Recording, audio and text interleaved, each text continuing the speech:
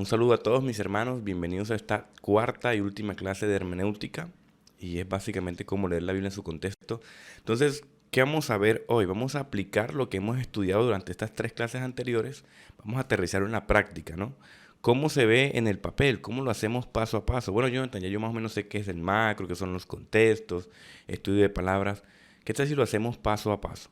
Pues, ¿qué veremos hoy? ¿Hasta dónde podemos llegar a un estudio bíblico? ¿Cuáles son los recursos mínimos que recomienda un erudito expertos? Herramientas, recursos gratuitos online. Al final voy a hablar de unas pagas que me parecen un poquito mejores. Libro recomendaciones. Y bueno, la última clase tuvimos un sorteo de 3 libros de un hermano que muy amablemente nos regaló. Entonces eso hoy no. Entonces por encimita vamos a tratar de ver cómo se hace, cómo se estudia desde la parte macro hasta la unidad, ¿no? Hasta la palabra. Eso es más o menos lo que vamos a hacer. Y vamos a usar estas páginas. Vamos a usarlo con páginas web. Páginas como indubiblia.org para entender el panorama general como Bible Project. Vamos a usar Biblias online como Bible Gateway. Vamos a usar comentarios bíblicos al final como Enduring Word. Y algunos diccionarios actuales como el de la RAE y el de Logos Kalogos, que es como el griego, ¿no? Como para ver el interlineal cuando tenemos dudas con algún tipo de palabras, y algunas páginas web y artículos que yo generalmente leo y recomiendo. Al final vamos a hablar de algunas Biblias que generalmente nos ayudan a hacer mucho el trabajo, ¿vale? Entonces vamos a empezar entonces con lo primero. Vamos a hacer el estudio con Romanos, ¿qué les parece? Entonces, página que recomiendo yo para empezar, para ver el panorama general, lo que yo generalmente les comparto aquí, el panorama del versículo macro, o sea, de la Biblia. Yo generalmente me gustaría que la gente entienda dónde está dónde está el libro, dónde está el testamento y el conjunto literario. ¿Cómo lo vemos eso de manera un poquito más entretenida, más orgánica? Aquí en esta página que se llama Bible Project. Pero además, esta página que además me gusta mucho, que esta se va a convertir en, creo que una de sus páginas favoritas, es por ejemplo la de Indobiblia. Entonces, en Indubiblia nosotros vamos acá donde aparece el Nuevo Testamento, aquí a la izquierda, ¿sí? Y buscamos el libro de Romanos, aquí está el libro de Romanos. En el libro de Romanos vamos a entrar acá y vamos a encontrar el mismo Bible Project, pero acá, ¿ok? Entonces, por ejemplo, La en carta la... de Pablo a los romanos es una de las cosas más extensas e importantes que fueron escritas por el hombre anteriormente conocido como Saulo de Tarso. Él fue un rabí judío que pertenecía a un grupo conocido como los fariseos. Él era apasionado y devoto de la Torá de Moisés y de las tradiciones de Israel, y Entonces, fíjense que ya nos hace un pequeño estudio de Pablo de manera panorámica, ¿no? veía a Jesús y a sus seguidores como una amenaza. Pero después tuvo un encuentro radical con el Jesús resucitado, quien lo comisionó como un apóstol, como un representante oficial al mundo de los no judíos, que en la Biblia se conoce como Avancemos un poquito para que no se haga tan largo el video. Para el que no la conocía, comunidades llamadas así como no judíos. entonces nos habla del primer capítulo, cuál es el proyecto del primer capítulo. Después nos sistematiza paso a paso, nos explica muchos datos interesantes, pero a mí me parece que es para verlo por encimita y no esto es lo que más me gusta. Aquí.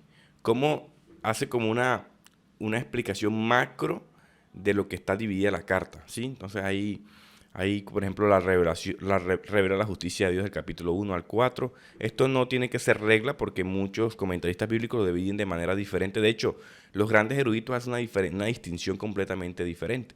Pero me gusta que la gente vea este video porque ya está entendiendo más o menos qué está entendiendo de este video. Ya está entendiendo más o menos la Biblia, en qué libro está ubicado, en qué testamento, el conjunto literario, el libro bíblico, y de ahí en adelante nosotros vamos a estudiar las secciones. Entonces, nos da como el primer espectro, ¿no? De Biblia a libro bíblico, ¿vale? Me encanta por eso esos videos. ¿Listo? Aquí, esto es fundamental, porque además del video yo refuerzo con qué, quién escribió el libro, cuándo, en qué año fue escrito, eso es importante. A quién fue escrito, o sea, la audiencia, el método histórico, cuál es el trasfondo del libro. Esto es lo que traen las Biblias de estudio. Entonces, fíjense que en esta página ustedes pueden tener básicamente una Biblia de estudio completamente gratis. El método literario, ¿sí? Cuál es el panorama. Entonces usted puede aquí fácilmente los temas principales, el título, la estructura. Esta es una estructura, miren, que es diferente a la que está en el video. también muy válida. ¿Sí? Autor y fecha, esto es importante. ¿Quién es el autor? Contexto histórico de Romanos, características de Romanos, las preguntas en el libro. ¿Sí?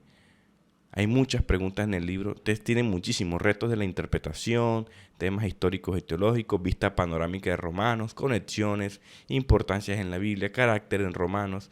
Hay muchas palabras, por ejemplo, un pequeño glosario en español y en griego de ñapa con algunas referencias cruzadas y apuntes de Romanos. Aquí tiene usted, hermano, para que usted estudie a fondo, de manera macro y completamente gratis, el trasfondo contextual, ¿sí? Del libro hasta el libro bíblico. Listo. Entonces ahí tenemos mucha información que digerir para entender la carta primeramente. Luego de eso, yo por ejemplo hice un ejemplo aquí. Romanos capítulo 1 del versículo 1 al 4, ¿vale? Entonces yo abro mi Word. ¿Cómo lo hago? Vamos a hacerlo desde cero. Yo por ejemplo hago es copiar y pegar, pero aquí en el formato yo lo pongo con los márgenes mínimos y lo pongo en orientación horizontal para que me permita. Pego el versículo y lo voy separando así por frases. O sea, como me dice aquí el Ereto, por secciones. Ya seleccioné la sección, capítulo 1. Ya seleccioné un primer párrafo donde culmina la primera idea. Y ahora estoy separando por oraciones para estudiar por frases y para estudiar las palabras si alguna me hace ruido. ¿Listo? Entonces, no más que hacerme ruido, quiero profundizar un poquito más. Eso es lo que estoy haciendo, esta distinción. Entonces, por ejemplo, Pablo.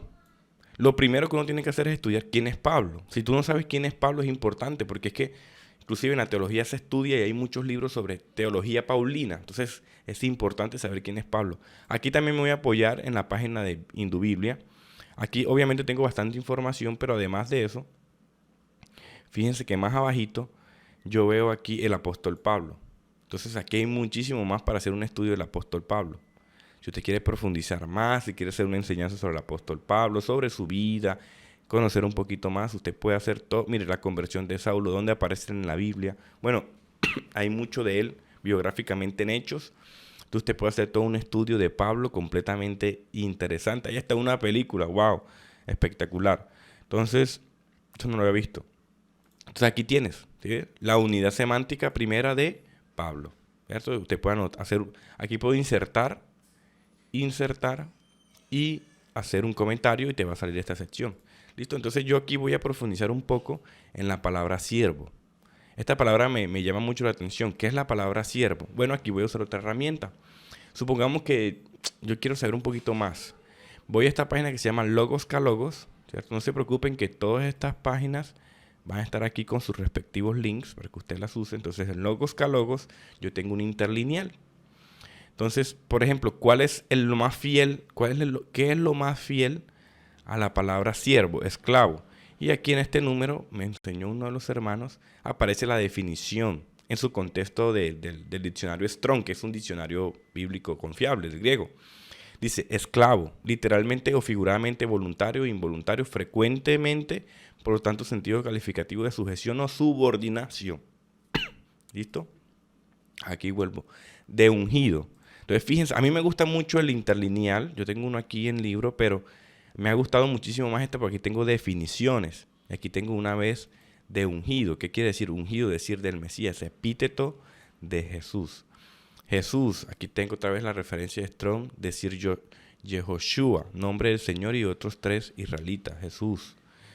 El llamado, emisario. Entonces, yo aquí tengo básicamente el interlineal para estudiar palabra por palabra y unidad por unidad. ¿Qué significa la unidad de siervo de Cristo? Bueno, aquí me quiero apoyar también en la Biblia, en la página que se llama Bible Gateway.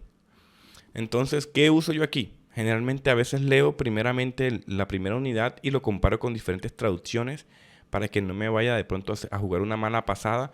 Y que es importante, miren, una de las cosas que yo enseñaba o enseño generalmente es tener mucho cuidado cuando yo voy a hacer enseñanzas de una sola palabra. ¿Por qué? Porque yo a veces he escuchado predicadores que de una sola palabra hacen toda una 15, 20 minutos de predicación y a veces la palabra está fuera de contexto.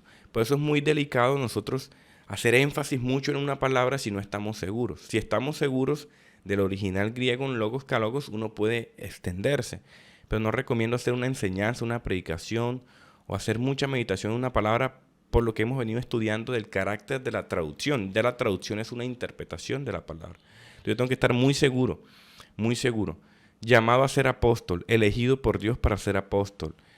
Servidor y apóstol de Jesucristo que me eligió para enunciar. Yo aquí les hablaba de las 3 Biblias, que yo estoy haciendo aquí una interpretativa, una que se acerca y una cultural, ¿no? Ya les he hablado un poco de las versiones bíblicas.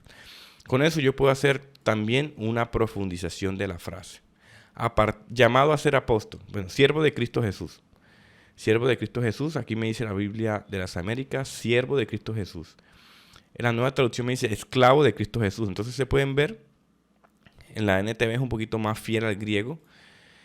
Queridos hermanos y hermanas de la iglesia, yo soy servidor, ¿sí? Esa es una aproximación. Entonces fíjense que a veces, si yo voy a hacer una enseñanza completamente de servidor, a veces le puedo ahorrar, ¿sí? Porque yo puedo decir, mira, la Biblia dice que somos servidores y hacer una enseñanza de servidores, cuando la palabra más fiel realmente es, ¿cuál? Esclavo. ¿Y qué es un esclavo? Esta es la palabra que yo tengo que usar en el contexto adecuado, para no errarle y hacer una enseñanza de algo que no me está diciendo la Biblia. Es como agregarle una presuposición a la Biblia. Y hermanos, eso no está diciendo la Biblia. Eso hay que tener mucho cuidado. Ahí más o menos de manera panorámica, ustedes pueden hacerlo. Entonces yo recomiendo hasta donde usted lo quiera llevar. Esa es una pregunta. ¿Hasta dónde hay que llevar el estudio bíblico? Yo creo, hermanos, que usted puede llevarlo hasta donde usted quiera, pero tratar de ser fiel al texto, lo más posible al texto. Usted lo puede llevar palabra por palabra. Yo no creo que para una persona del común que no esté liderando, que no esté de pronto enseñando, que tenga esa responsabilidad, tenga que hacer método a método. Usted lo lleva hasta donde quiere. ¿Y qué recomiendo yo al final de hacer un estudio, por ejemplo, de párrafo? Un estudio de párrafo. Yo recomiendo, mis queridos hermanos, al final hacer una comparación con esta página que se llama Enduring Word. Bueno, aquí lo que van a ver, por ejemplo, como Romanos, es una carta que ha sido muy usada, sobre todo por los reformadores. Yo recomiendo, por ejemplo, leer qué dijo, por ejemplo, Agustín, Martín Lutero, Wesley. ¿Qué se dice? ¿Qué se ha dicho del libro? Y es que al final voy a encontrar un comentario del primer versículo, de los primeros versículos, para ver si la interpretación que yo hice es fiel a lo que yo venía leyendo. Tengo que tener cuidado porque a veces nos volvemos como muy seguidores de los comentarios bíblicos, porque es que ya el comentario bíblico es hacer lo que es algo hecho de lo que ya nosotros deberíamos haber hecho previamente. Entonces yo recomiendo no apegarse mucho, sino hacerlo al final, que sea un poquito más inductivo. Los comentarios bíblicos, miren, van de frase a frase, te van explicando frase por frase, es lo que trae una Biblia también de estudio, como el de la Reforma. Pero tener mucho cuidado porque a veces uno se vuelve lector, de otro escritor, y uno va fiel al texto.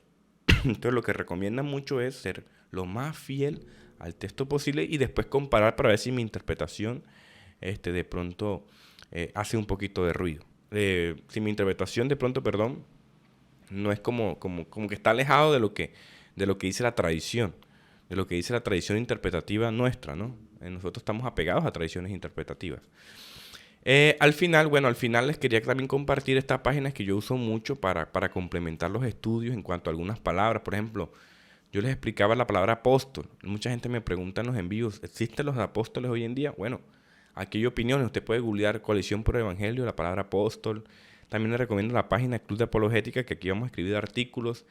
Páginas un poquito más apologéticas, Veritas Fidei y Cross Examine, que no son de interpretación bíblica, pero recomiendo mucho para estudiar.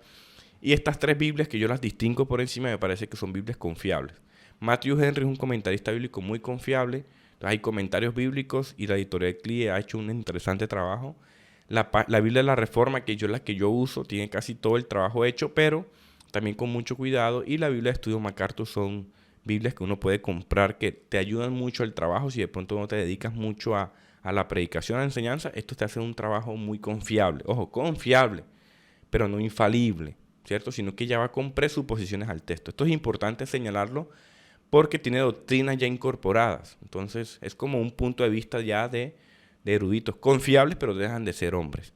Entonces cuidado con eso. pero son muy confiables. Yo uso esta, es muy buena Biblia, es muy actualizada, está recién salida, salió el año pasado y es muy confiable. A ver, ¿qué otra cosa se me escapa? Listo, eso. Eso como quería comentarles. Hermano, ánimos en todo este trabajo, es muy bonito, uno puede ir mucho al texto, con los evangelios es muy hermoso y espero que les haya sido muy útil todo este trabajo que hemos hecho. Estas diapositivas van a estar subidas. Recuerden que usted puede compartir esto con cualquier persona que a usted le interese.